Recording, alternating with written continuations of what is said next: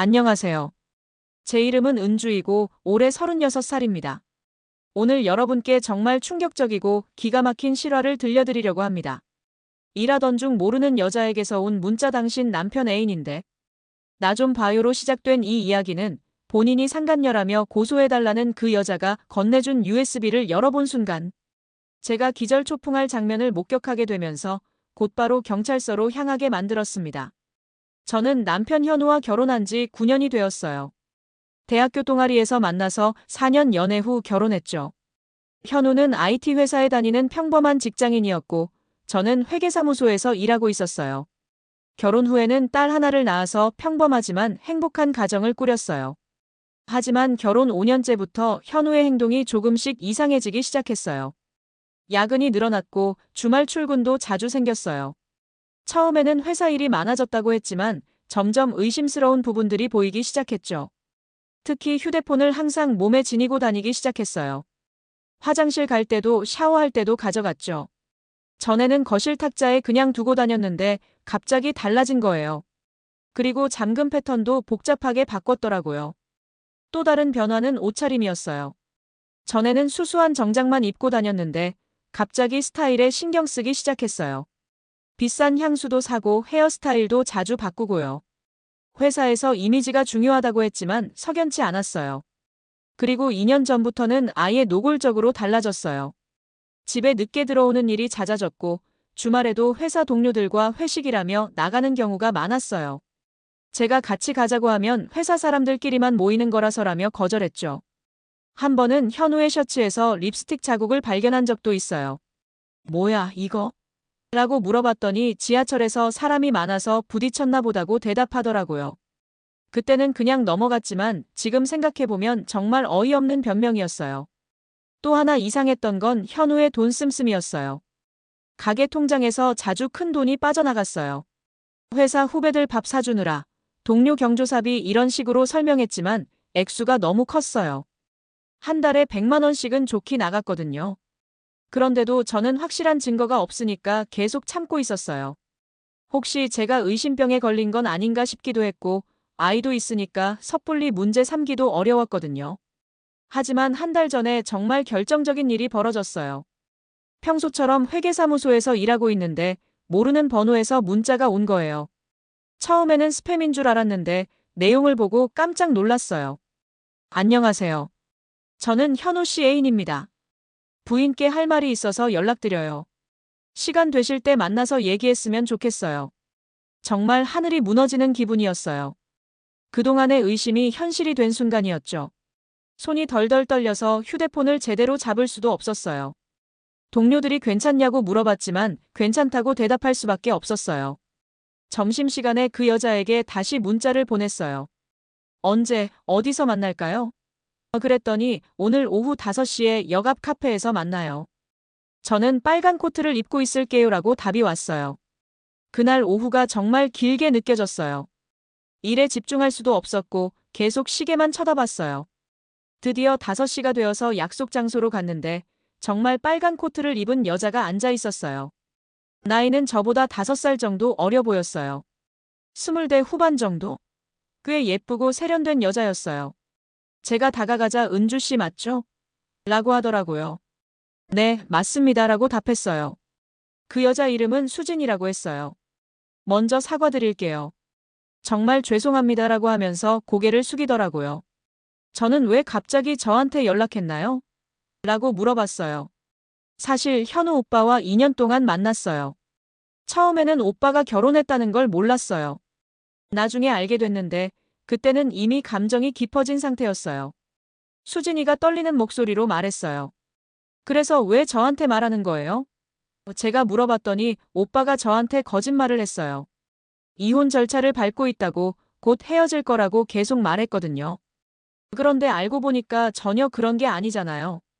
수진이는 계속해서 오빠가 저한테 매달 생활비도 주고 집세도 내줬어요.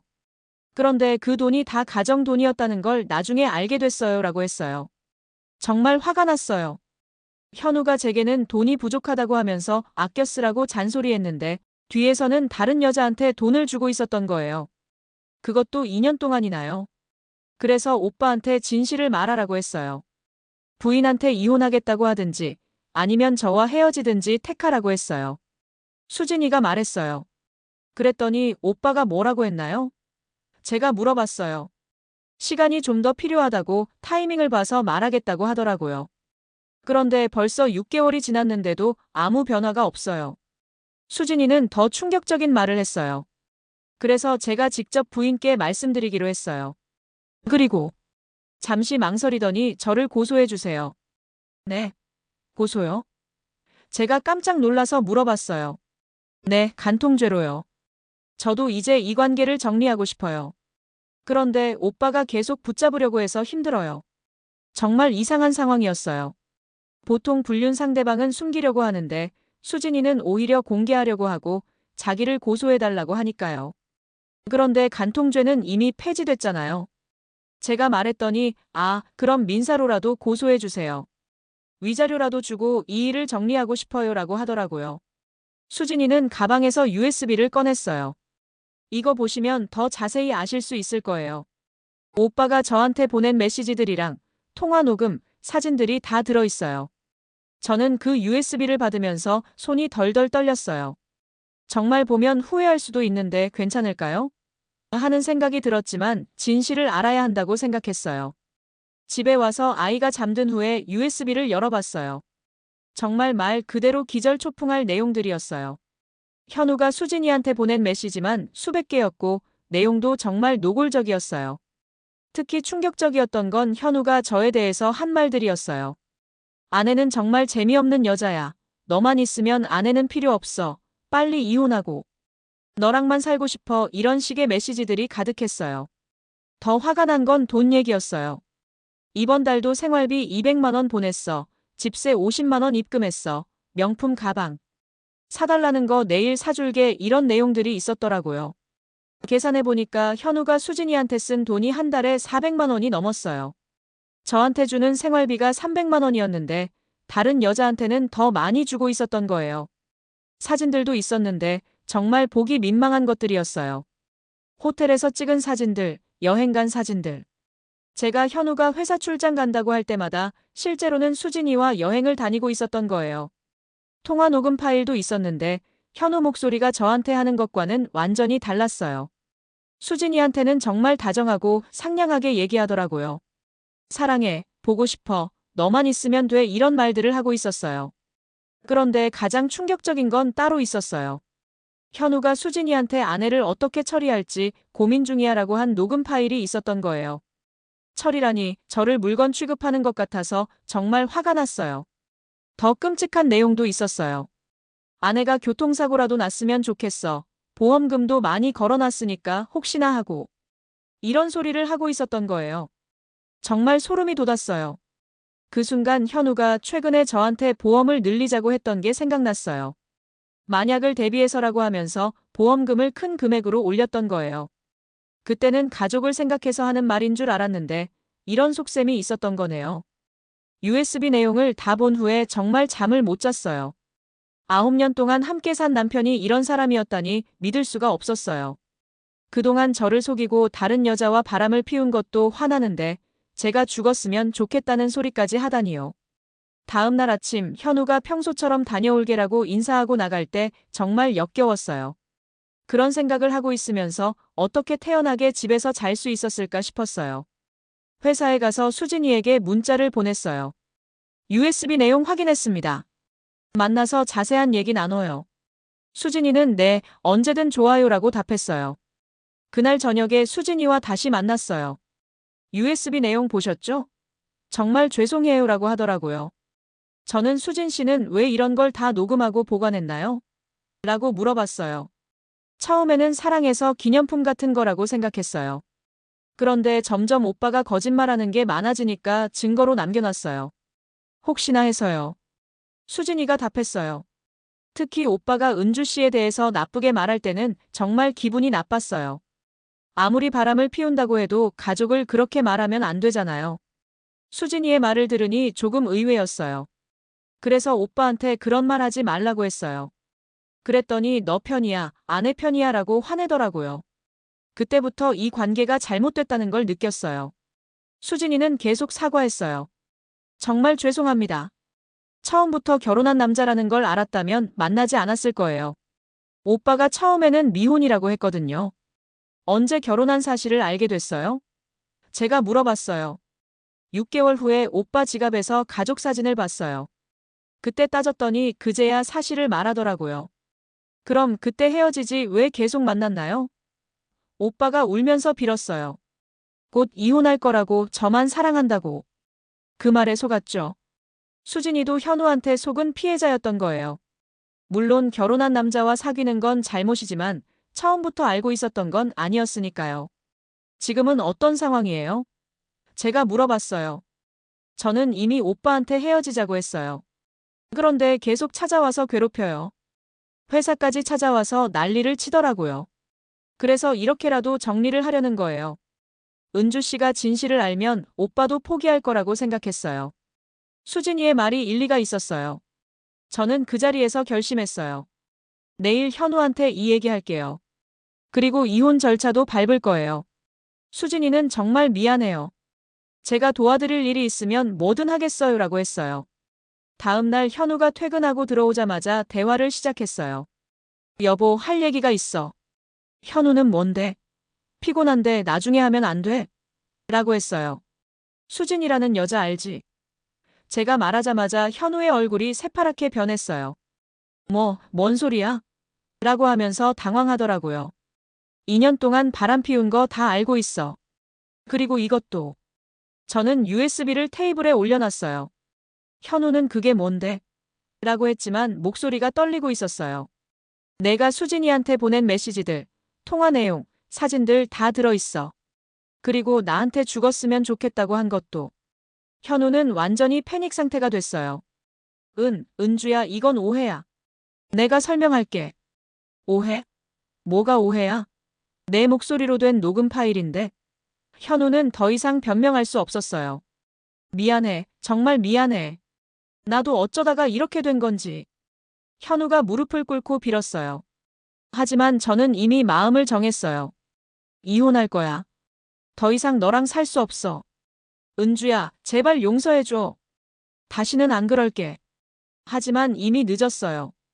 2년 동안이나 저를 속이고 심지어 죽었으면 좋겠다는 소리까지 했는데 어떻게 용서해요? 현우는 며칠 동안 매달렸어요. 꽃도 사오고 편지도 쓰고 심지어 수진이와 헤어졌다는 증거도 보여줬어요. 하지만 제 마음은 이미 돌아섰어요. 특히 화가 난 건 현우가 수진이가 먼저 유혹했다고 변명한 것이었어요. USB 내용을 보면 현우가 더 적극적으로 접근한 게 명확한데 여자 탓을 하고 있었어요. 이혼 절차를 밟기 시작했어요. 변호사와 상담받고 재산 분할과 양육권 문제도 정리했어요. 현우의 불륜 증거가 명확하니까 위자료도 받을 수 있었고 아이 양육권도 제가 가져왔어요. 현우는 끝까지 다시 기회를 달라고 했지만 거절했어요. 한번 깨진 믿음은 다시 복구되지 않아요. 특히 저한테 죽었으면 좋겠다는 소리를 한 사람을 어떻게 다시 믿을 수 있겠어요? 수진이는 정말로 현우와 깨끗하게 헤어졌어요. 그리고 다른 지역으로 이사까지 갔다고 하더라고요. 저한테 정말 죄송했다는 편지도 보내왔어요. 지금은 아이와 함께 새로운 집에서 살고 있어요.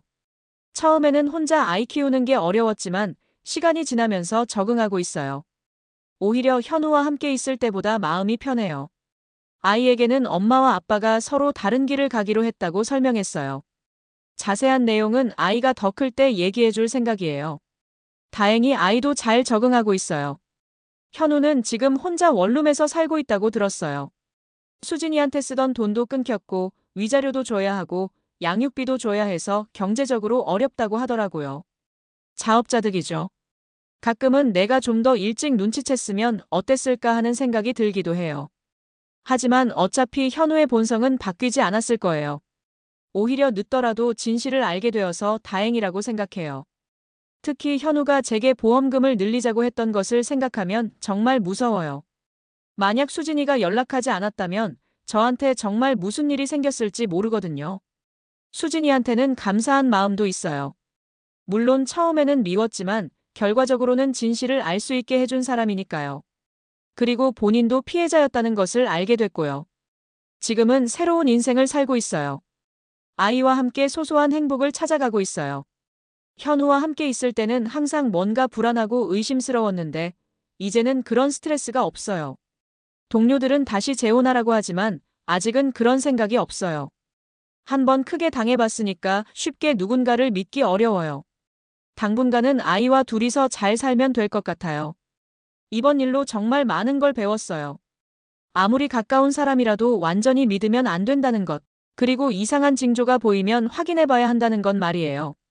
특히 USB 내용을 보고 나서는 사람을 보는 눈이 완전히 달라졌어요. 겉으로는 착해 보이는 사람도 속마음은 알 수 없다는 걸 깨달았거든요. 여러분도 주변 사람들을 잘 관찰해 보세요. 갑자기 행동이 바뀌거나 핸드폰을 숨기거나 돈 쓰는 패턴이 달라진다면 의심해 볼 필요가 있어요. 그리고 만약 불륜 상대방이 연락해 온다면 무조건 거부하지 말고 일단 얘기를 들어보세요. 저처럼 중요한 정보를 얻을 수 있을지도 모르니까요. 물론 모든 상간녀가 수준이 같지는 않을 거예요. 대부분은 숨기려고 하겠죠. 하지만 간혹 양심의 가책을 느끼거나 본인도 피해자라고 생각하는 사람들이 있을 수 있어요. 지금 제가 가장 중요하게 생각하는 건 아이예요. 아이가 건강하게 자랄 수 있도록 최선을 다하고 있어요. 그리고 언젠가는 좋은 사람을 만날 수도 있을 거라고 생각해요. 현우와의 결혼 생활이 실패했다고 해서 제 인생이 끝난 건 아니니까요. 오히려 새로운 시작이라고 생각하고 있어요. 긴 이야기 들어주셔서 정말 감사합니다.